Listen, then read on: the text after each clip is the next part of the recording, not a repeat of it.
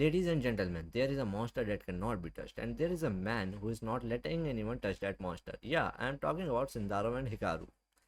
So we all know that Sindarov has been crushing all of his opponent. He has around 8 points and he have won 6 matches and drawn 4 of them. And he is technically breaking all the records right now in candidates. And on the other hand, Hikaru, who cannot come close to Sindarov by any chance. I mean, practically he can't come, technically he can come. So now Hikaru is spoiling games of everyone who is trying to come close to Sindarov. First it was Fabiano, and now it is Anisgiri. You can say he did dirty with Fabiano because he defeated him actually, and in Anish Giri's game it was a draw, but that draw won't help Anish at all. So in today's game, let's talk about the game of Pragnanda and Sindaro, because that was the only game which was not a draw, and it was a win of desperation and mistakes versus a calm and collected development. So let's start the game. So in this position they started with a queen's gambit decline variation, because yeah, in normal cases you develop your piece there and he develops there and then puts his bishop there and castles etc. But in this position a move happened which I was not expecting at all from Sindaro, because he has won. He just wanted a draw. I mean, I thought he just wanted a draw, but for Pragnananda it is a game which he must win. It's a do or die game, because if he draws any one of the game, he can't really come close to Sindarov at all now. So in this position, I thought Sindarov will go for the draw and Pragnanda will be attacking, but this time I was wrong. I mean, I am wrong most of the time, but this time also I was wrong. Sindarov actually took the initiative in his own hand. He was not playing for the draw, he was playing for the win.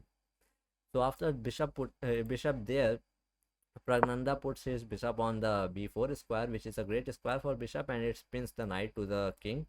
And after that you can try going there, because this is an outpost, and then pushing this pawn and trapping this bishop. I mean, you can try doing that, and Sindarov let it happen, because after putting the pawn on this square there is no way for bishop to come back. He can only move forward, and after this move this square is saved by the knight, which is saved by the pawn, and you can push your pawn there, and bishop, if bishop goes there you can simply put this pawn there, and if bishop goes there it's simply trapped. If bishop goes there, there is two move and the bishop will be trapped.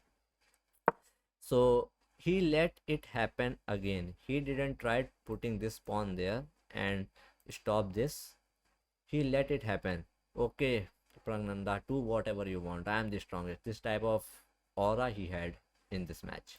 After this, Pragnanda did it as per plan. He comes back, let it happen again. He didn't push this pawn even now to save his bishop. He puts his bishop on this square. And the best thing of Sindarov in this match is that you can feel it, that every one of his opponent is playing in the hands of Sindarov. He has preparation for every one of them, every last one of them he has the preparation for, and everyone is, it feels like everyone is playing for him. He says go there, they go there. He says come back, they come back, and it's complete domination. I think Sindarov can be next Magnus Carlsen, but there is a chance that he is not that good with the black pieces. I mean, he has draws with them. I don't remember he got a win. Maybe I'm wrong. And after that, the bishop is trapped.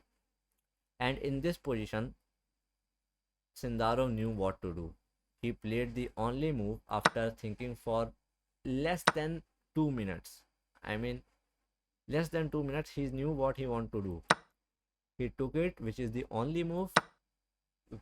Pawn takes the bishop, and after it queen checks the king with the in this position, and basically it's completely equal right now. But this bishop is trapped even now. The best move in this position played by Pragnanda to bring his king to the f8 square, and after that He puts his bishop on e5 square. Again, this pawn push will trap the bishop. We all know that. And he did actually. Pragnanda did it, and he takes the pawn. Now there is a thing. You can take bishop, you can take knight. You can't take all of them at once. And if you take the bishop with a pawn, there is a check and you will lose your queen. If you try taking the knight, obviously, you will be losing the rook. And in both cases, you are losing the match. So Pragnanda said, I will take with the knight, of course, but before that, I will take your other knight by the bishop, because that bishop might be a bit weak after this pawn takes the knight on this square. So after this trade, Pragnanda used the only move, which is to take with the knight, and pawn takes, and after that knight takes. And now you can say that Pragnanda is a piece up. He is actually a bishop up, because, and I mean, two pawns are traded in this sequence, so it's not a big deal. It's a +1. So Pragnanda is still a +1 in a grandmasters match. He definitely would have won. Everyone thought that, even I thought that. The game is still equal, but it can be changed once all the development are done. Suppose bishop comes there, rook joins the party, etc. Here I thought, here after this pawn push of Sindarov, which is exposing the f file in front of the king, and the rook can always check it, and it can be a nuisance for the Pragnanda. But he pushes the pawn. This is also a best move, not the best, but one of the best moves. And I thought that let's bring the bishop there first. Why did he push the pawn? Let's complete your development. But he didn't. He was so desperate to attack in this position. And after this, the queen was threatened, and kudos to me, I thought that move as well, and I thought it in 30 seconds, but that was the only two moves that I thought of. So I can't be a grandmaster yet. I have to also calculate 43 more moves. So after this, queens come there. I also thought that this is the best move. Anywhere else queens goes, that will be a troublesome for black. And after that, this pawn push, he takes, he castles. So basically, if he had took it, it was losing for white, because the open file is for the rook, and you can't castle anywhere, and all of the pieces might come, and it may be difficult for you to defend it from this side.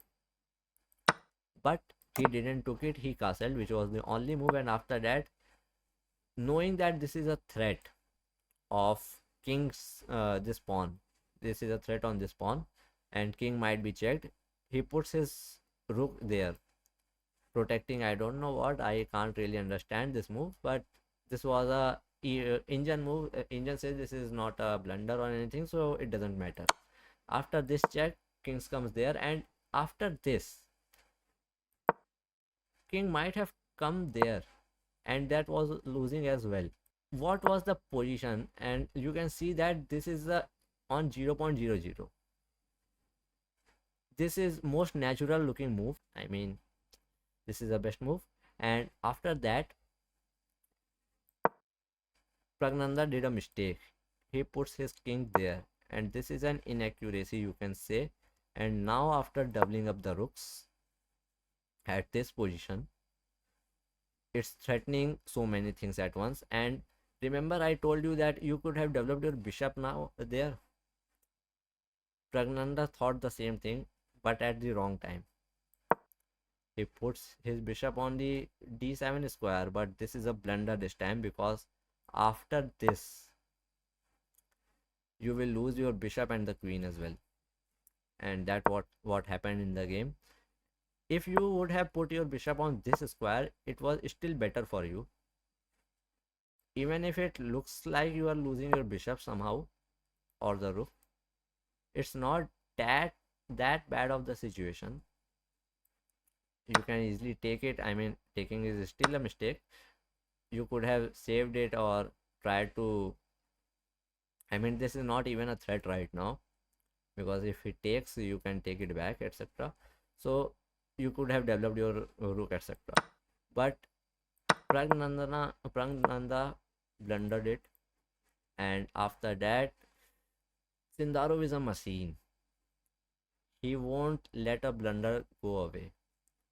He was so sad and so angry on himself after the last match because he was at the winning position and he didn't took the win.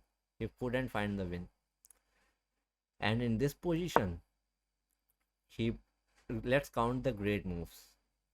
First great move, second great move, queen takes, rook takes, third great move, fourth great move, fifth great move, and with this, Pragnanda has lost his bishop, and it's a two rook versus queen endgame, which is quite debatable that who wins, but he got extra pawns, which can be a nuisance in the end, and it actually is. You can't trade queens for your two rooks now because the pawns are so many, and the king will make so many queens as well.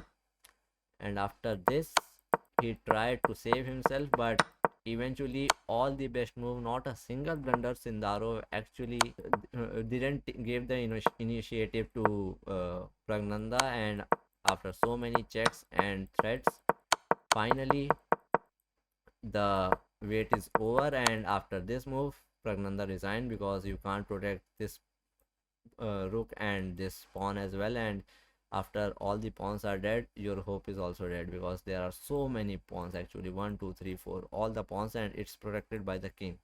You can't really do anything right now. So yeah, this was the game, and we had learned something from this game, that you should not, I mean, I have done this mistake so many times in my matches, and I must tell you as well, you should not attack without developing all your pieces.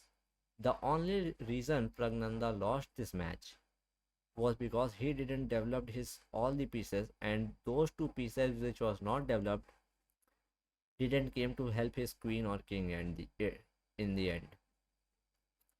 If he had bishop on an active square, if he had rook on the active square, it might have created nuisance for the Sindarov, but it didn't.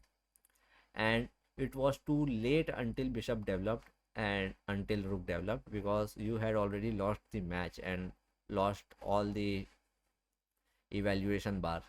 And even if it was a +1 for Pragnanda, we also count the king's safety in the evaluation bar, and king's safety was so weak for Pragnanda because all the pawn in front of the king was dead, and it was a direct attack from 19 pieces on the king at one time. Queen takes 10 pieces with him, but it doesn't matter because there were so many pawn, and the white queen eaten so many pawns as well. So this is it for today's video. I suppose you might have learned something from this match. I learned so many things and will use in the matches I will play. And I mean, I'm inexperienced player, but I will learn in from each and every matches the grandmaster plays.